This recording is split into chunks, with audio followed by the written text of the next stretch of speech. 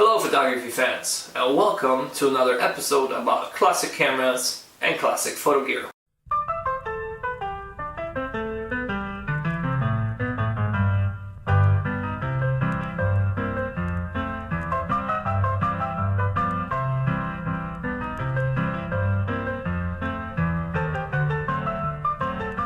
In today's episode, I would like to talk to you about this beautiful camera, German camera, made for export to the United States under very unusual name. The name is Trumpfreflex.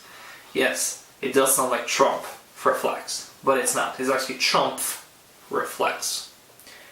So let's just dig into this and see what this camera has to offer. Here it is, ladies and gentlemen. Beautiful Trumpfreflex camera. It's actually a German Reflecta made before the World War II and spelled with a C instead of a K. It was this is an export version of that camera.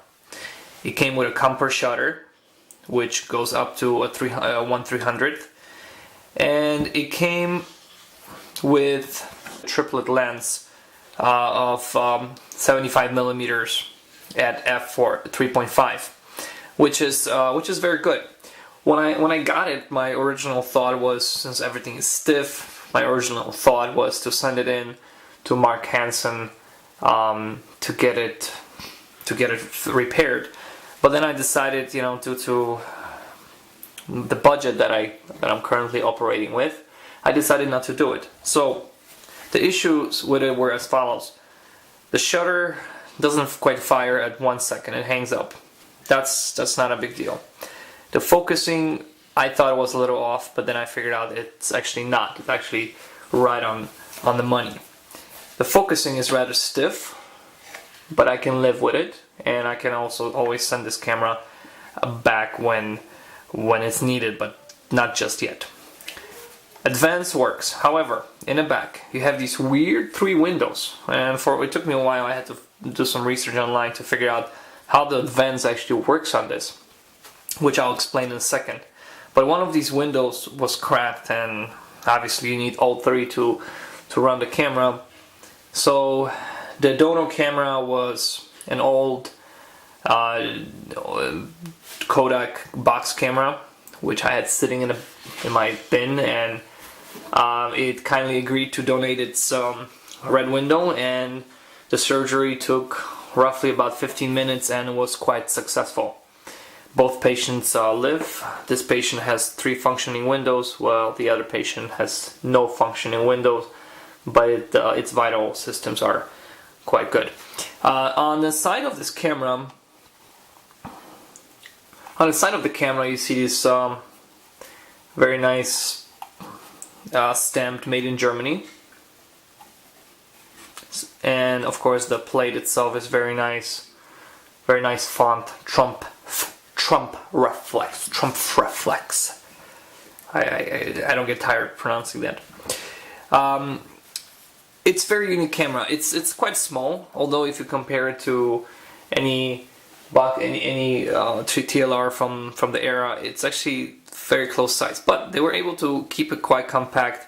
So let's open this camera up and see what's inside. So in order to open it, you have this very simple spring-loaded spring tab. You just pull it and flip the door.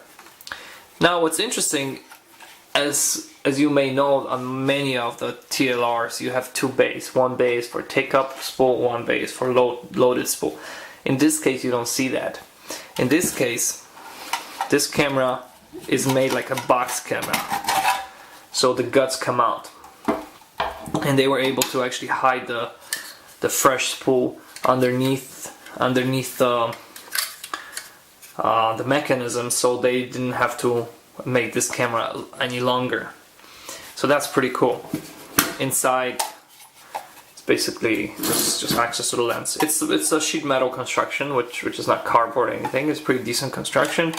You have your spring-loaded back plate, pressure plate, which is very good. And camera overall is in decent condition. I mean, it's not like it's beautiful, but it's good condition. It works. So let's put it back together. So basically you just put a spool, you wrap it around like any box camera of the time. You put this thing in, and then you just pull the tab, spring it back inside, and you close it. And it's done. So let's talk about the film advance, which is very interesting. As you see, there are 3 windows. And each window is marked with, first window is marked with 1, 3, 5, 7. Second one is 2, 4, 6, 8. And 1, 3, 5, 7. What is that supposed to mean? How are you supposed to run any film in it? Well, it turns out, guys and girls, that back in the 30s and 40s, when this camera was being made, 30s, actually not 40s, they only had one type of marking on the film, which was marked for 6x9. So you need to use it in 6x6 camera. How do you do it? Very simple. All you do is run your film until frame number 1 reaches the window, the first window here, and it says 1. You take your picture. Very good. Then you advance it until frame number 1 shows up in the upper window where it says 1. You take a picture. Then you advance, and frame number 2 goes to the middle window. You take a picture. Frame number 3 goes to the first window, and you advance it, take a picture, advance it, goes to the upper window, and frame number 4 goes to the middle, and so on and so forth until you exhaust all 8 frames, which in this case translates to 12. Very interesting. The only thing is you need to keep track of this, and you need to make sure you advance to the middle of the windows, otherwise your frames will be off. And this was the case with 2 of my pictures. They kind of overlapped, but that's okay. It's a learning curve. This window is the window cover is operated with this cool lever. So you just open it and close, and I'll show you inside. Very neat. That's why you need 3 functioning light-proof windows, or not light-proof, but safe light windows. Now let's open the top of the camera. So basically all you do is pop it open. I love this sound, I'll never get sick of it. And in the back of it you have depth of field preview for 75mm lens. So you go by aperture, but the focusing feed, and it tells you what your depth of field is, or your is basically zone focusing, which is very useful. This way you don't have to even look inside. The camera came to me quite dirty, like I already mentioned. The focusing glass, the focusing prism is, or not prism, but focusing ground glass is pretty dim. I wish it was lighter, but in a bright sunlight it doesn't really matter. Shutter fires correctly at 1/100 of a second, which is good because I used Sunny 16 to shoot the roll of film and it came out great. So I'm happy with that. The aperture works smooth. The focusing, which is quite odd, it's got this big lever here. You kind of like go, ugh. And the focusing scale is in feet. So let's talk about the export version. Yes, this camera was originally German and it was sold to many different companies. Trumpfreflex, or Trumpfreflex, was actually export version for Sears and Roebuck back in the 30s. So yeah, this was exported to the United States, or imported to the United States.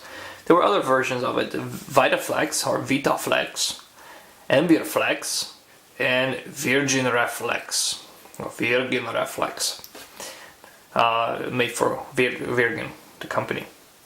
So it's good find. I bought it for, I don't remember, like $10 plus shipping, and I just bought it for the name.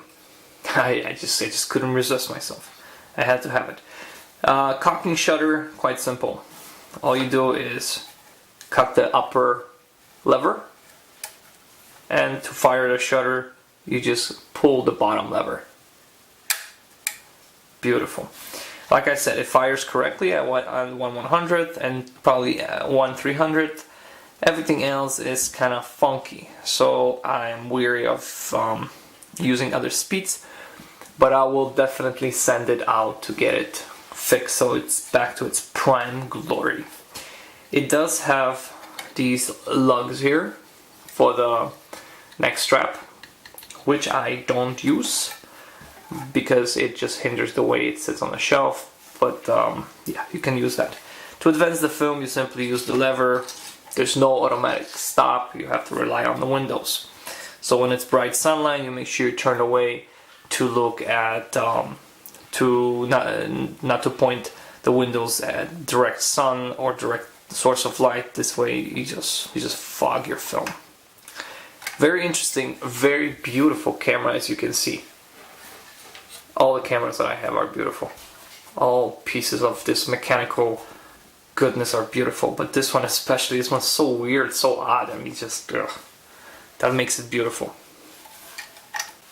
So photography fans, I hope you enjoyed this overview of this beautiful 1930s German, exported to United States for Sears and Roebuck, or by Sears and Roebuck, German Trumpfreflex camera, or Trumpfreflex. Very cool. At the end of this video you'll see the pictures of one roll taken on this camera. I just wanted to see if it even works, if it does anything, if there are any light leaks. No light leaks whatsoever. Great design. Awesome. Beautiful camera. I will send it in. They'll get it repaired. It's gonna be great. Again. So ladies and gentlemen, stay tuned for more videos. More videos are coming. More overviews are coming. I have another beautiful camera I'm going to be talking about. This is Steinet, or Steinet, as I call it. It came in this beautiful case with like velvety finish inside. It's just great. I still have a roll of film which I shot. I need to develop it. So that's coming up next, probably 2 weeks. I'm kind of behind with my videos, but bear with me. There'll be more coming. Stay tuned. Keep shooting film. Keep the film alive.